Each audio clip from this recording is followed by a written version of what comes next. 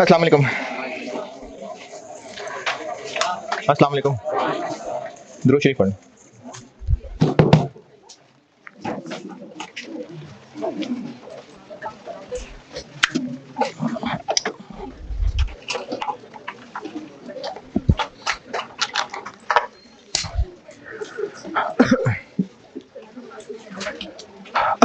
अच्छा, ये अब कॉस्ट FR1 FR2, तो चूंकि मैंने ही सब चीज़ मैनेज कर रहा होता हूँ और सवाल करना है, फिर अगली क्लास में अकॉर्डिंगली मैनेज करता हूँ, तो टाइम बाउंड नहीं रहता।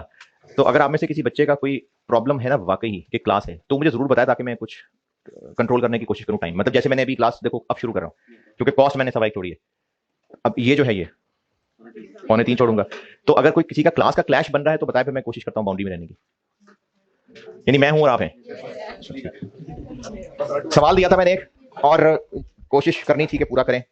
पॉइंट नंबर 4 में मसला हो सकता है, 5 में। अच्छा ठीक है, ये स्प्रिंग 18 था शायद, मैंने 2 कर दिए थे। पहला क्या था? मतलब रेक्टिफाइंग एंट्री क्या थी? कंप्यूटर और परचेजेस 240 और डेप्रिसिएशन, एक्यूमुलेटेड डेप्रिसिएशन 16,000। फिर एक्यूमुलेटेड डेप्रिसिएशन 20,000 और sales accumulated depreciation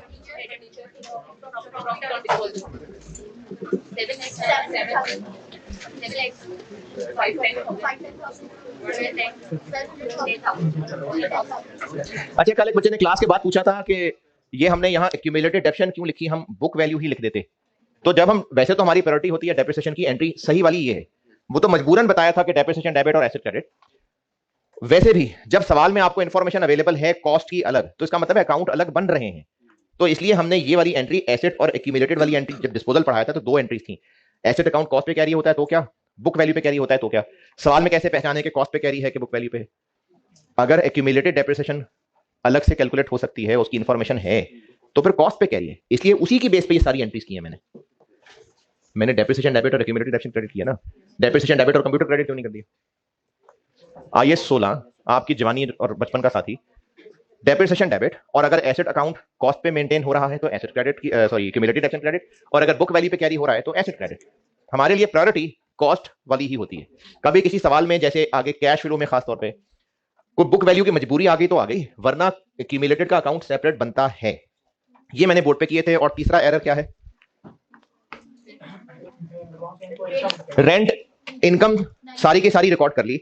accrual pre payment वाले चैप्टर में मैंने एडवांस इनकम में जो एंट्री लिखी थी, साल के दौरान जो पैसे मिलते जाते हैं, cash debit rent income credit, और साल के एंड पे अगर अगले साल से रिलेटेड है तो रेंट इनकम डेबिट और एडवांस। तो जो एरर हुआ अकाउंटेंट से वो ये हुआ कि उसने जितने पैसे मिले वो सब इनकम बनाई है, यानी ईयर एंड वाली एंट्री उसने भी नहीं की है। तो कर ले, कितने महीने की अगले साल से रिलेटेड है, तो इस 3 महीने को रेंट इनकम से निकाल के एडवांस रेंट में ले जाएंगे।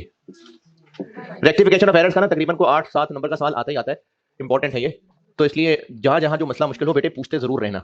क्या बनी? 225000। आज मैं इसका वो कराने लगा हूं, ट्रायल अफेक्ट होते हैं जिनसे।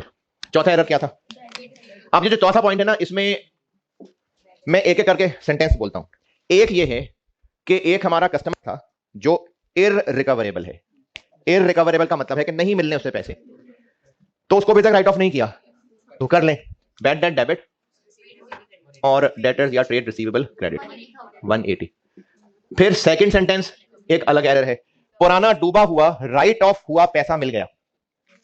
तो पहले चूंकि राइट ऑफ हो गया था तो डेटर तो वो था ही नहीं, पैसे मिले तो एंट्री होनी चाहिए कैश डेबिट और बैड डेट क्रेडिट। डेटर क्यों नहीं क्रेडिट? क्योंकि डेटर अब वो है ही नहीं, हम बुक्स में से खत्म कर चुके थे, लेकिन अकाउंटेंट भूल गया था तो उसने डेटर ही क्रेडिट कर दिया। तो डेटर वापस डेबिट और बैड डेट क्रेडिट 96,000। जिनको ये नहीं समझ आता ना बेटे पूछ लिया करें, तो मैं रॉन्ग और करेक्ट लिख के बता दूंगा। 96,000 रेंट करेक्ट और रॉन्ग करके नहीं, इसकी तो करेक्ट और रॉन्ग है ही नहीं, ईयर एंड पे एंट्री नहीं की थी तो अब कर ली है।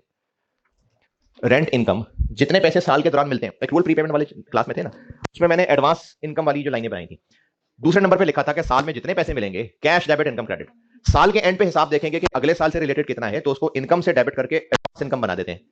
इस साल क्या हुआ कि हमने एक बिल्डिंग किराए पे दी, किस दिन, 1 अप्रैल, और साल के लिए दी, तो वो अगले 31 मार्च तक हुई, टोटल 9 लाख। तो अकाउंटेंट ने क्या किया, cash debit rent income credit, लेकिन साल के एंड पे उसको एक एंट्री करनी चाहिए थी ये वाली, वो नहीं की। कैसे पता नहीं की, लिखा हुआ है बॉस क्रेडिट और इनकम, बस फुल स्टॉप। तो फिर ये एंट्री नहीं हुई, ये अब कर लेते हैं। तो 9 लाख में से 3/12 ये वाली एंट्री। पांचवा पॉइंट क्या है, नहीं बाद में आता हूं। पांचवा, बैंक और सेल्स या डिस्काउंट दोनों कहा था, दोनों ठीक है, लेकिन आपने प्रेफर करना है इसको। 192,000 जितने पैसे मिलने थे वो अमाउंट है, या नेट ऑफ डिस्काउंट जितने मिले हैं वो अमाउंट? कैसे पता, नहीं इससे नहीं। चेक की अमाउंट 192 है, चेक की अमाउंट 192 है। आफ्टर का मसला नहीं है, क्योंकि हो सकता है सवाल में लिखा होता कि 2 लाख रुपए was due from customer which was received after 4% discount, ये ऐसे भी लिखा हो सकता था। लेकिन ये 192,000 क्या है, चेक की अमाउंट है ना, तो ये नेट पैसे हैं या ग्रॉस जितने पैसे लेने थे, तो ये 192 ये है, ये नहीं है, और ये 4% डिस्काउंट के बाद है। तो टोटल अमाउंट कितनी थी, 2 लाख, डिस्काउंट कितना दिया, 8,000। अकाउंटेंट ने जो 8,000 की फिगर थी वो इसकी जगह लिख दी, और ये फिगर डिस्काउंट की जगह लिख दी। ये अंग्रेजी में जो लिखा हुआ है ये मतलब है उसका। बाकी रही ये कॉलम वाली बात, तो cash book intro to accounting में पढ़ी थी।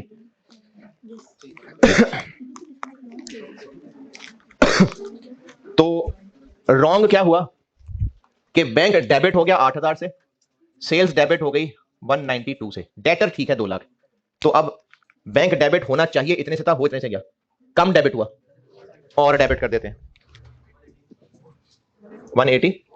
सेल्स इतने से डेबिट होनी थी, इतने से हो गई, ज्यादा डेबिट हो गई, क्रेडिट कर देते हैं। ये 5वां एरर है, नहीं समझ रहा? सारा सवाल पूरा करने के बाद प्रोविजन की तरफ आना है, क्योंकि हो सकता है पॉइंट नंबर 5 में भी कहीं डेटर ठीक हो रहा होता। तो अब जब सब सामने आ गया तो हम प्रोविजन वाली एडजस्टमेंट बनाएंगे। डेटर्स बस सिर्फ ये 2 हैं, तो एक 180 से डेटर क्रेडिट हो रहा है यानी माइनस, और एक 96 से डेबिट हो रहा है यानी प्लस। 84,000 से नेट कम हो रहा है, तो डेटर कम होगा तो प्रोविजन भी कम होगी इसके 5%, और प्रोविजन कम करने की एंट्री होती है प्रोविजन डेबिट और बैड डेट्स क्रेडिट। ये था जी होमवर्क वाला सवाल जो पूरा करना था। जिन्होंने किया है और इसमें कोई पॉइंट पूछना है तो पूछें।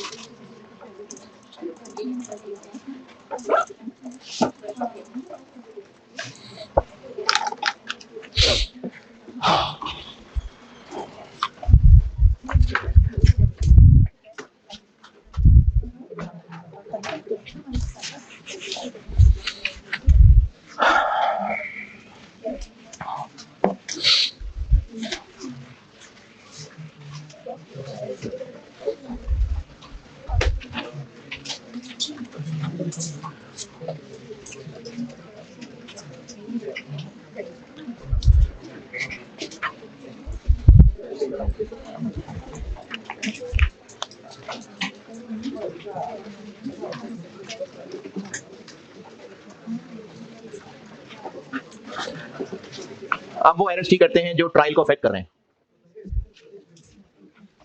वो एरर जो ट्रायल को अफेक्ट करते हैं, ट्रायल को अफेक्ट करते हैं यानी ट्रायल में कीड़ा लग जाता है। बैलेंस क्या, डेबिट क्रेडिट का टोटल, वो दोनों बराबर नहीं आ रहे होते। तो इसमें क्या करते हैं, ये सारी कहानी ना मैं आपको एक एग्जांपल से बताता हूं, एक एग्जांपल से सारी कहानी बताता हूं इसकी। ट्रायल बैलेंस बनाया, और उसमें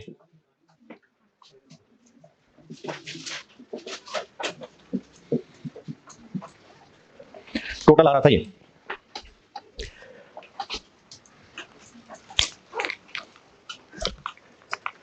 ट्रायल बैलेंस आउट हो गया तो यकीनन एरर हुए होंगे। मर्डर किसने किया ये पता नहीं चल रहा अभी, तो क्या है? सस्पेंस। तो अकाउंटेंट को पता नहीं चल रहा कि हुआ क्या है, तो वो कहेगा कि सस्पेंस है। सस्पेंस का वर्ड लिख के दोनों साइड्स में फर्क कितना है? हल्की साइड कौन सी है? यहां वो 40,000 लिखेगा और उससे टोटल हो जाएगा 1640। अब यहां से स्टोरी शुरू होगी कि स्टार्ट हुई है सस्पेंस के डेबिट साइड पे 40,000 रुपए कम आ रहे थे, तो उसने सस्पेंस नामी एक अकाउंट रख दिया जिसके सामने 40,000 लिख दिया। इन्वेस्टिगेशन के बाद ये एरर्स पता चले।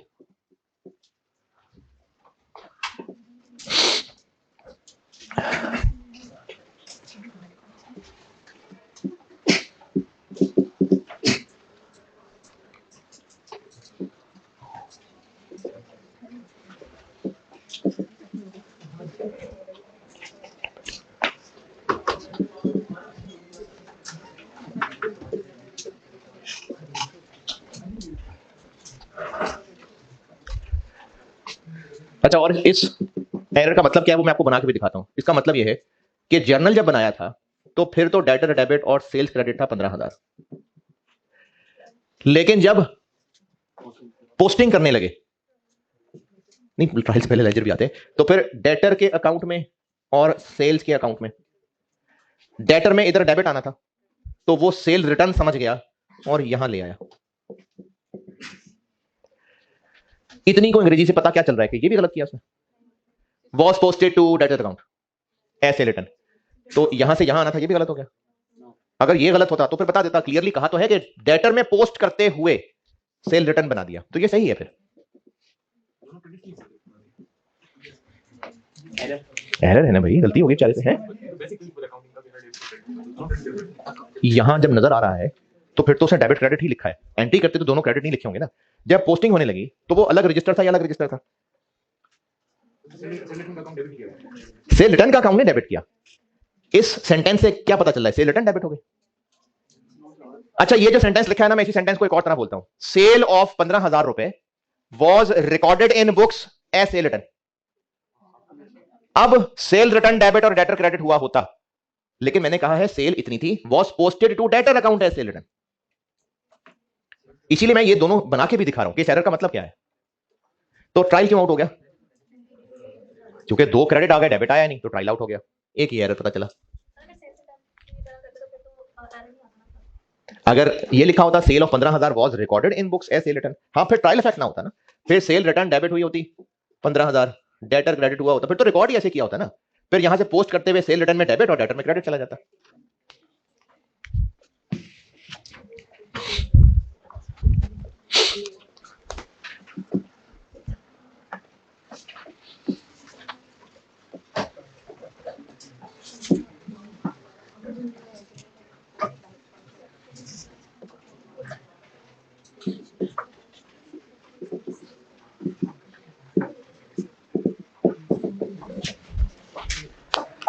एरर्स के सवाल सॉल्व करने के लिए ना बहुत जरूरी है कि आप अंग्रेजी को ध्यान से पढ़ें।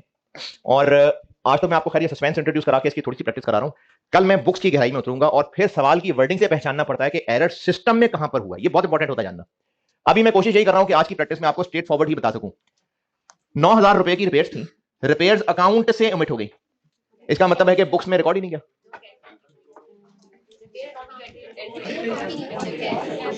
इस बात का मतलब यह है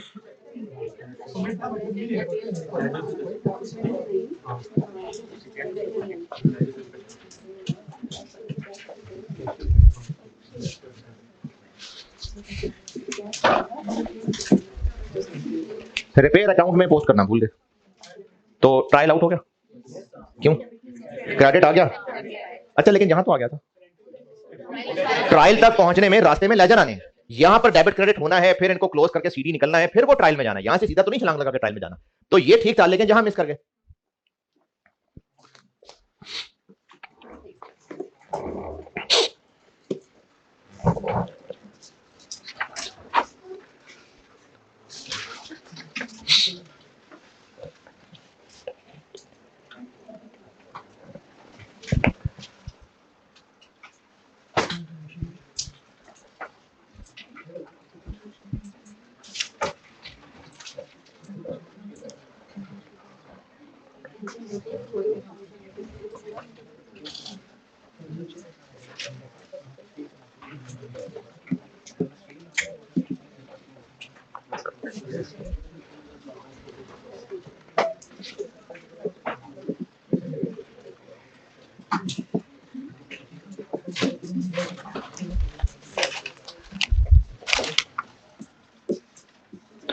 परचेजेस डेबिट, कैश क्रेडिट।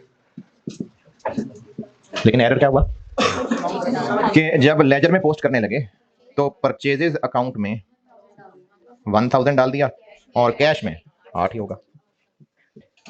तो ट्रायल क्यों आउट हो गया?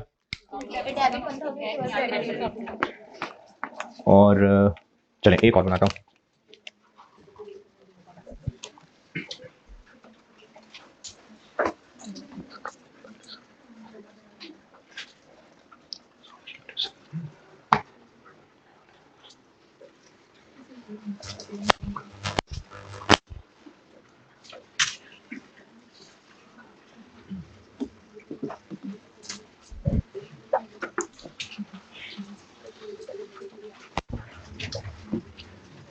अच्छा, ये थोड़ी सी ऐसे मुश्किल वर्डिंग लिखने लगा मैं, जो मैं भी नहीं लिखना चाह रहा था, लेकिन मैं इसलिए आपको खुद समझा दूंगा कि एरर कहां क्या हुआ।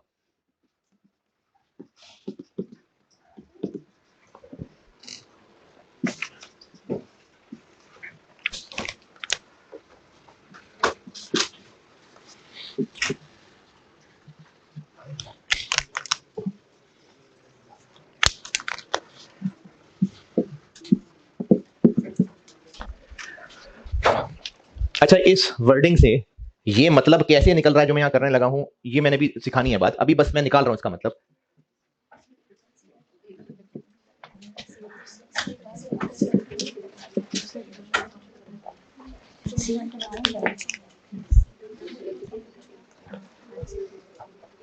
वो हरी अंग्रेजी पढ़ के देखें, नीला नीला काम समझ आ रहा है? मैंने तो बीच में कैश का जिक्र ही नहीं किया। तो सही होगा, जो मसला होता है उस मसले को ही बताते हैं ना। सेल थी असल में 3000 की, लेकिन वो सेल रिटर्न अकाउंट में पोस्ट हो गई। तो अकाउंटेंट बन के सोचें कि क्या उसने कैश में पोस्ट किया होगा, सेल्स में भी पोस्ट किया होगा, फिर चलो पंगे लेते हैं, जाके सेल रिटर्न में भी पोस्ट करा है। सेल और सेल रिटर्न एक दूसरे की जगह हो गए होंगे, और जब उसने ये वाला रजिस्टर खोला होगा तो वहां सारे किधर नजर आ रहे होंगे? Debit debit debit. तो वो भी उसने जज्बात में आके डेबिट पे लिख दिया होगा। नहीं, बाकी भी कुछ नहीं, बाकी भी कुछ समझ नहीं आया। डेबिट पे एतराज है आपसे? सेल रिटर्न अकाउंट, जब सेल रिटर्न होती है तो क्या एंट्री होती है? सेल रिटर्न डेबिट होती है ना, क्रेडिट भी होती है कभी सेल रिटर्न। क्रेडिट में उधार वाला नहीं कह रहा, डेबिट क्रेडिट वाला कह रहा हूं। सेल रिटर्न की एंट्री होती है सेल रिटर्न डेबिट, कैश या debtor credit. Cell return credit भी होती है कभी नहीं। तो जब इसने ये लेजर, एक रजिस्टर होता है ना, तो वो रजिस्टर खोला होगा तो वहां पहले ही सारे डेबिट्स लिखे होंगे, तो ये वाली लिखते हुए भी उसने डेबिट पे ही लिख दिया होगा। ये 3000 यहां नहीं लिखा, यहां लिखा। इतनी समझ आ रही बात जो लोग जाग रहे हैं? बस सिर्फ परेशानी इस बात की है कि ये कैसे पता चला कि डेबिट पे लिखा, क्या पता क्रेडिट पे लिखा होता। जिसको भी कंफ्यूजन है यही है, या और भी कोई कंफ्यूजन? अरे जिसको नहीं है तो चलो नहीं कंफ्यूजन, लेकिन जिनको है उनको ये कंफ्यूजन है कि सेल रिटर्न में डेबिट साइड पे लिखा है, ये कैसे पता चल रहा है, क्या पता क्रेडिट पे लिख दिया होता। ये एतराज है? ये भी नहीं एतराज? कोई तो एतराज होगा जी। बेटे बताओ ना जो एतराज है। नहीं आई समझ? सही है। क्यों लिखा था डेबिट साइड पे? क्योंकि जब उसने sale return, ledger, journal, trial, ये अकाउंटिंग सिस्टम की चीजें हैं। लेजर एक रजिस्टर है जिसमें सारे टी अकाउंट्स बने हुए हैं। तो जब सेल रिटर्न का टी अकाउंट खोला होगा लिखने के लिए, तो उसमें किस साइड पे बाकी भी ट्रांजेक्शन लिखी होती हैं? डेबिट साइड पे लिखते हैं ना, क्योंकि सेल रिटर्न होता ही डेबिट है। तो ये भी उसने वहीं लिख दिया होगा, क्योंकि अगर सेल रिटर्न अकाउंट खोल के भी सब डेबिट डेबिट देखने के बावजूद उसने उसको क्रेडिट पे लिखा होता, तो फिर तो जान के किया होता उसने। और अगर अभी भी ये तसल्ली नहीं हो रही कि डेबिट पे क्यों लिखा है, तो बस एक कल की क्लास तक सब्र कर ले, मैं फिर कल आपको इसके बारे में ना कुछ एग्जाम नोट लिखवा दूंगा। ये अंग्रेजी पढ़ के ये पता चल रहा है कि सेल्स अकाउंट में पोस्ट नहीं किया, सेल रिटर्न में कर दिया, तो चलो अभी फिलहाल काफी। अब ये 4 एरर्स लिखे मैंने, और इन चारों से ट्रायल अफेक्ट क्यों हो रहा है? इससे क्यों हुआ? सिस्टम के अंदर 2 डेबिट्स आ गए, क्रेडिट कोई नहीं आया। क्रेडिट ज्यादा आया हुआ है, डेबिट कम आया हुआ है। क्रेडिट आ गया है, डेबिट नहीं आया है। क्रेडिट आ गया, डेबिट नहीं आया, तो ट्रायल हो गया आउट। इनकी करते हैं रेक्टिफिकेशन।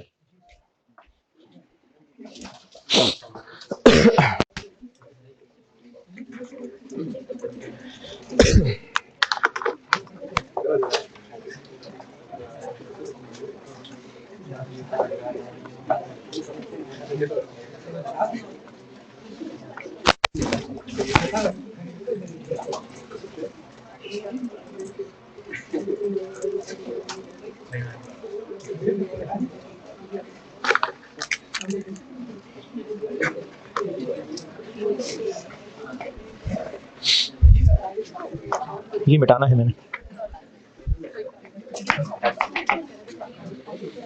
चल ये मिटाना।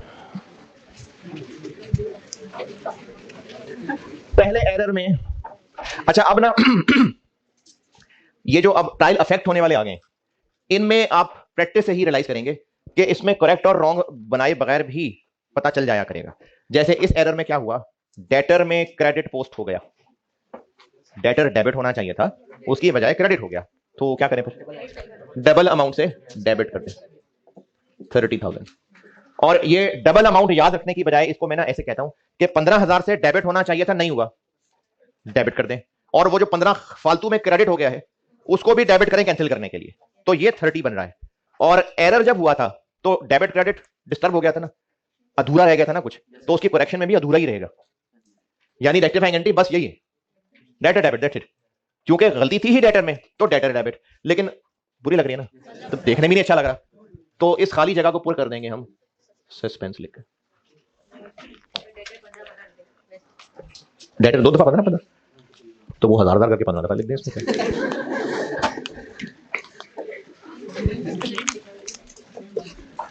दूसरा एरर, इसमें क्या हुआ, रिपेयर्स डेबिट होने से रह गया, तो अब कर दें,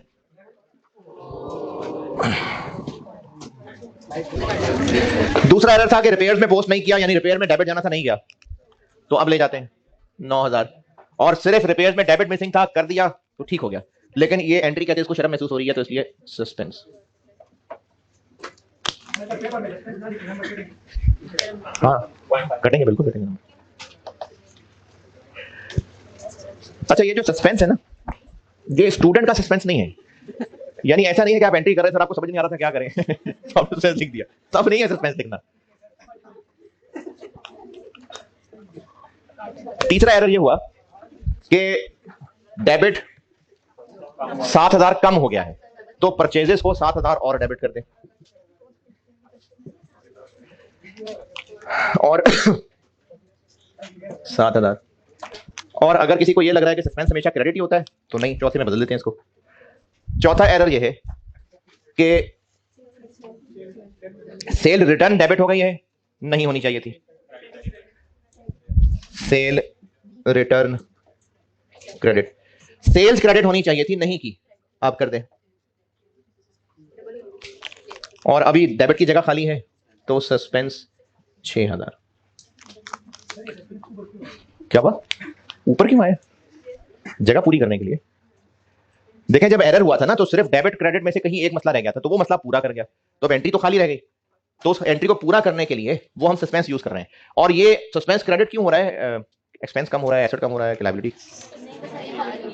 सस्पेंस का किसी ग्रुप से ताल्लुक नहीं है, ये तो सिर्फ जो एरर थे, पता नहीं क्या एरर थे, तो अभी सस्पेंस डाला था, और अब ये सस्पेंस खत्म होता जा रहा है।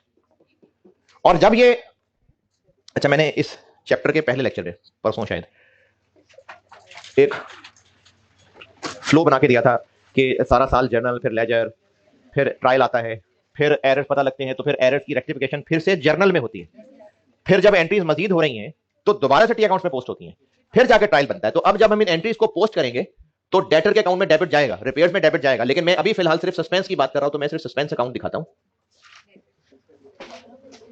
ये एंट्री में आ रहा है तो कोई टी अकाउंट है तो आ रहा है ना। सस्पेंस अकाउंट में इन एंट्रीज को पोस्ट करते हैं, लेकिन इनसे पहले सस्पेंस इनिशियली क्रिएट हुआ था, कितने से, 40,000। तो इसका जो स्टार्टिंग पॉइंट था बीडी बैलेंस, बीडी नहीं भी लिखना तो एज पर ट्रायल लिख लें, 40,000 था, यहां या यहां,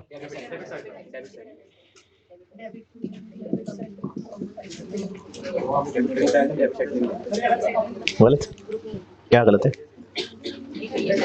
हाँ राइट साइड पे होना चाहिए, क्यों नहीं, मैं असल में यही उम्मीद कर रहा हूँ कि बच्चों को ना जो कंफ्यूजन होती है मैं वही सुनना चाह रहा हूँ, अगर वही कंफ्यूजन है तो हाँ सही है, होती है कंफ्यूजन, क्यों क्रेडिट क्यों, अरे वो तो बाद में हुआ है ना, ये तो पहले था, ट्रायल में जब सस्पेंस क्रिएट हुआ था तो उस वक्त वो 40,000 था। तो डेबिट के क्रेडिट,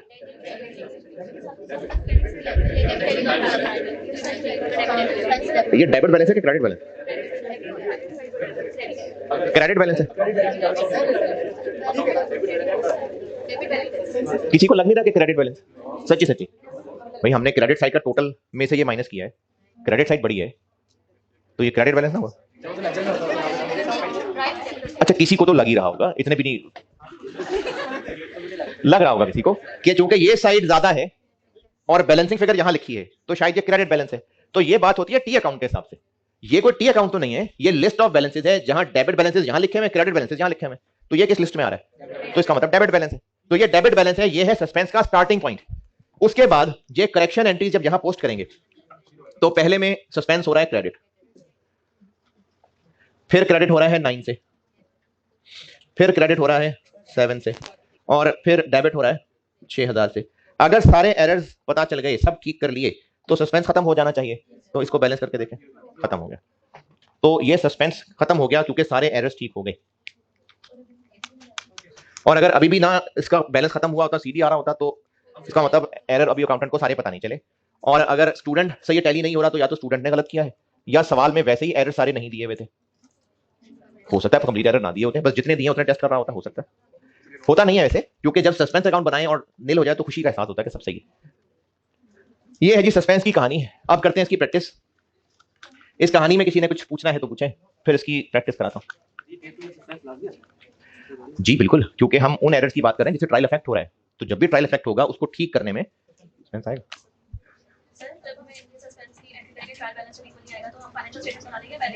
हम कौन है, स्टूडेंट या अकाउंटेंट? नहीं ना, जब एरर पता चल गए तो फिर पहले एरर ठीक करेगा, सारी फाइनेंशियल ट्रायल बनेगा, फिर फाइनेंशियल स्टेटमेंट बनाएगा। हो सकता है कि पहले उसने ट्रायल बनाया और चूंकि बॉस ने कहा था बस जैसी भी है मुझे दिखाओ फाइनेंशियल स्टेटमेंट, तो हो सकता है उसने ड्राफ्ट बना के दिखा दी हो, फिर बाद में जब एरर ठीक हो जाएंगे तो फिर सही बन जाएंगे। इनमें बताइए कुछ पूछना है तो इंशाल्लाह मैच करेगा। चलें सवाल लिखें। अच्छा, अभी ना इस सवाल में मैं हर पॉइंट में सस्पेंस डालूंगा, लेकिन उसके बाद जो सवाल होमवर्क दूंगा उसमें किसी में होगा किसी में नहीं होगा, और ये आपके सस्पेंस है कि किसमें होगा किसमें नहीं होगा। लिखें सवाल, following errors have been discovered. Following errors have been discovered. Number 1,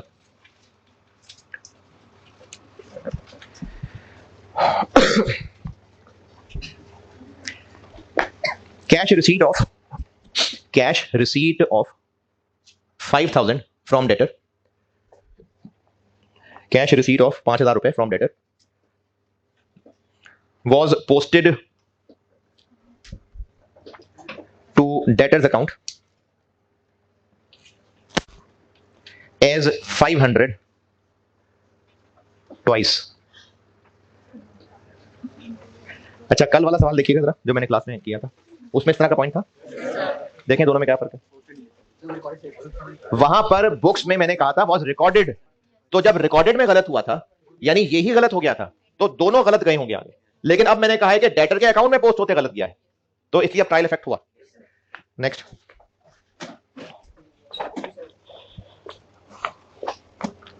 purchases of 15,000 rupees, 15,000 रुपए was posted to purchases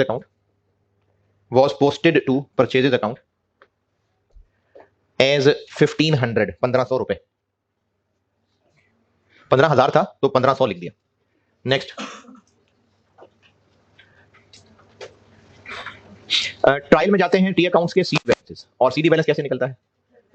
debit credit side का टोटल करके, और अगर कोई अकाउंट में होता ही सिर्फ एक साइड पे लिखा है तो वही टोटल सीडी बन जाता है।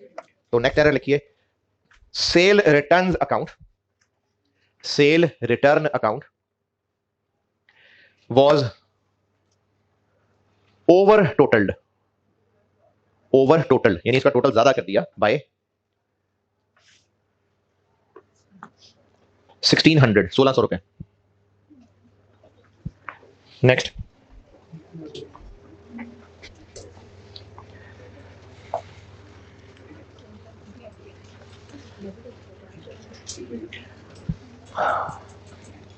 परचेज रिटर्न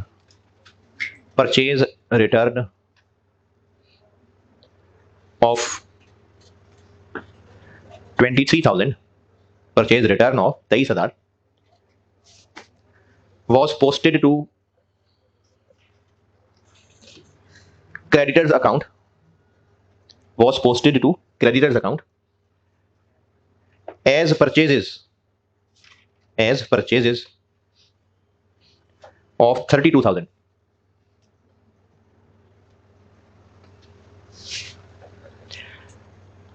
आपसे अभी रिक्वायर्ड है नंबर 1 इनकी रेक्टिफाइंग एंट्रीज रिक्वायर्ड है, और नेक्स्ट रिक्वायर्ड है what was the difference in trial balance before correction of errors. यानी ये पूछा what was the difference in trial balance before correction of errors, यानी सस्पेंस अकाउंट का बीडी बैलेंस पूछा। चलें करें।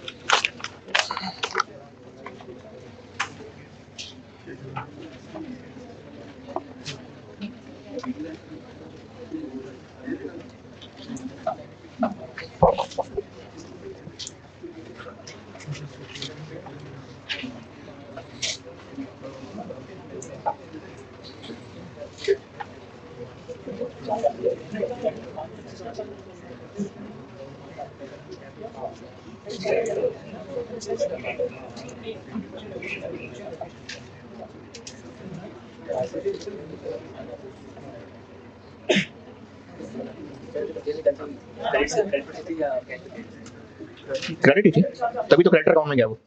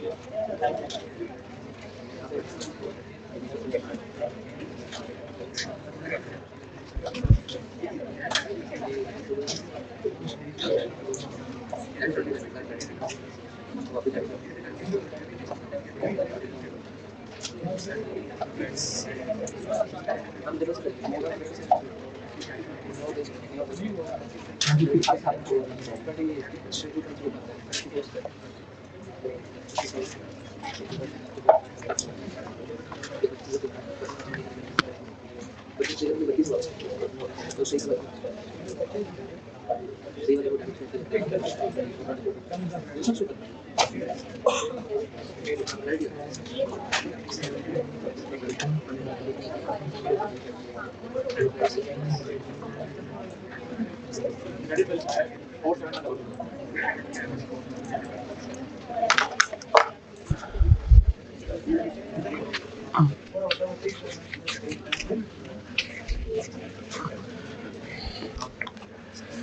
जी, पहला एरर क्या हुआ? डेटर्स के अकाउंट में 5,000 क्रेडिट होने की बजाय 1,000 का क्रेडिट आया है, तो 4,000 और क्रेडिट कर देते हैं और सस्पेंस डेबिट। बेटे साथ साथ पूछते रहा करे, पहले में बताएं मसला। नहीं समझाया तो पूछना यार। डेटर से पैसे मिलते हैं तो कैश डेबिट और डेटर क्रेडिट।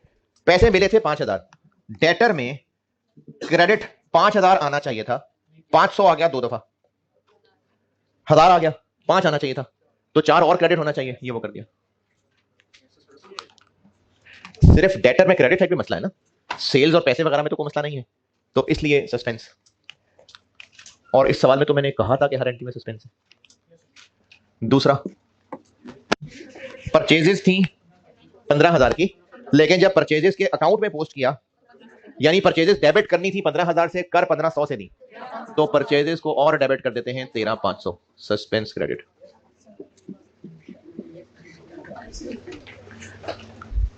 तीसरा एरर, सेल रिटर्न में आता ही डेबिट है, और जब इसका टोटल करेंगे तो सीधी बैलेंस भी यही आना है, ज्यादा टोटल हो गया, यानी डेबिट ज्यादा गिना गया, तो क्रेडिट कर देते हैं। और मसला सिर्फ एक अकाउंट में है।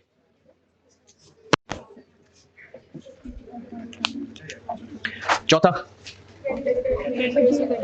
परचेज रिटर्न थी, क्रेडिटर में डालनी चाहिए थी डेबिट साइड पे।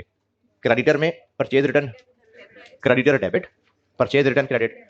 तो जब क्रेडिटर में पोस्ट करने लगे, क्रेडिटर्स और परचेज रिटर्न असल कितनी है 23, जब पोस्ट करने लगे तो क्रेडिटर में इसने डेबिट आना था, हम उसको डेबिट यानी परचेज रिटर्न की बजाय समझे तो परचेज रिटर्न है, परचेजेस है, तो उसको इस साइड पे लिख दिया, वो भी 32।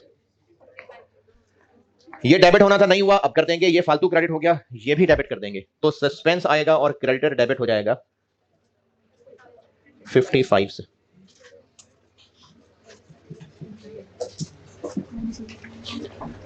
ये सही है किसी? नहीं समझ आई, नहीं समझ आई। परचेज रिटर्न की एंट्री होती है ये, और जब इसको पोस्ट करें तो क्रेडिटर में आना चाहिए डेबिट साइड पे 23 और परचेज रिटर्न में क्रेडिट साइड पे 23। लेकिन इसको क्रेडिटर में पोस्ट करते हुए, यार यहां का मसला नहीं है, क्रेडिटर में जब पोस्ट करने लगे तो समझे कि ये परचेजेस हैं, तो क्रेडिटर में परचेजेस किस साइड पे आएंगे, परचेजेस डेबिट, क्रेडिटर्स क्रेडिट, और वो भी 32 लिख लिया, तो क्रेडिटर में 23 डेबिट साइड पे लाने की बजाय 32 क्रेडिट साइड पे ले आए। परचेजेस की एंट्री क्या होती है, परचेजेस की, परचेजेस डेबिट, क्रेडिटर्स क्रेडिट। तो परचेज रिटर्न थी, क्रेडिटर में डेबिट करना था, जितनी देर में रजिस्टर खोला तब तक वो भूल गया मैं करने क्या लगा था, परचेजेस रिकॉर्ड कर दी, तो उसको फिर इस साइड पे लिख दिया, यहां डेबिट 23 की बजाय क्रेडिट 32 कर दिया, ये भी डेबिट, और जो नहीं किया था वो भी डेबिट 55,000। और ट्रायल में कितना फर्क था, तो उसके लिए सस्पेंस अकाउंट बनाना पड़ेगा। 4,000 डेबिट है, 13,500 क्रेडिट है, 1,600 डेबिट है, 55,000 क्रेडिट है। 6-8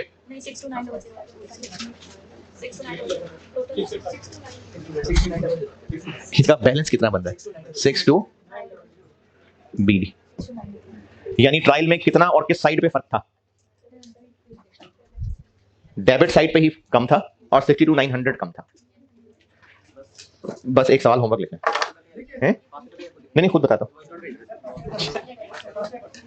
नहीं मैं जब आपको कल वो बुक्स वाला सिस्टम बता दूं ना, फिर पास पेपर पे हाथ डालूं। अभी मैं ना मोहतात वर्डिंग बनाता हूं कि जिसमें उसकी जरूरत ना पड़े जो कल बता रहा है। होमवर्क लिख लें सवाल।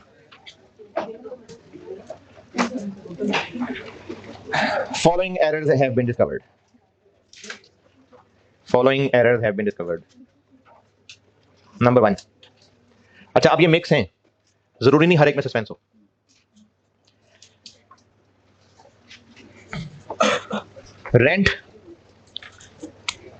Rent of rent of 21,000 paid in cash, rent of 21,000 paid in cash was posted to repairs account, posted to repairs account. Rent भी आर ई, तो उसने जब रजिस्टर पलट रहा था तो आर ई आर रिपेयर्स का पेज खोल लिया. Was posted to repairs account as 12,000, as 12,000. Next error. Purchase of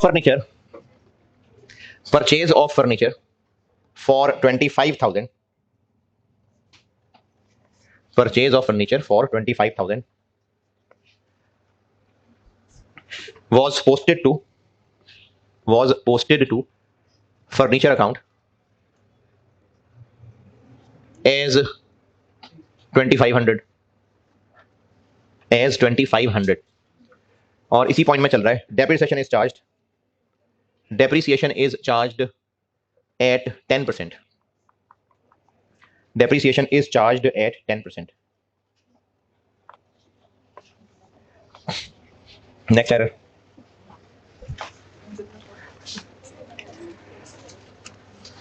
Credit purchase of 13,000.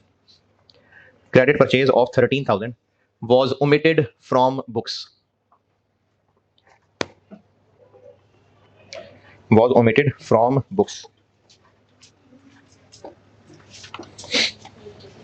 Next.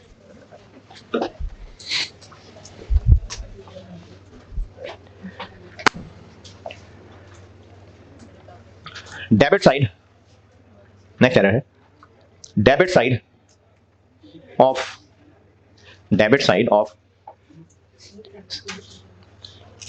debtors account. Debit side of debtors account was under totaled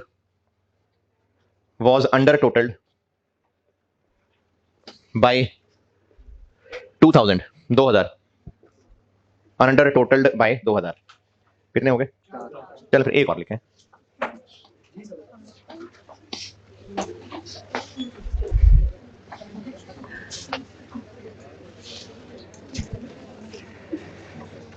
Payment of 17,000. Payment of 17,000 to creditors was posted to creditors account as 1,700, 1,700 रुपए. चले, rectification entries required. जाएं भैया, अल्लाह हाफिज़.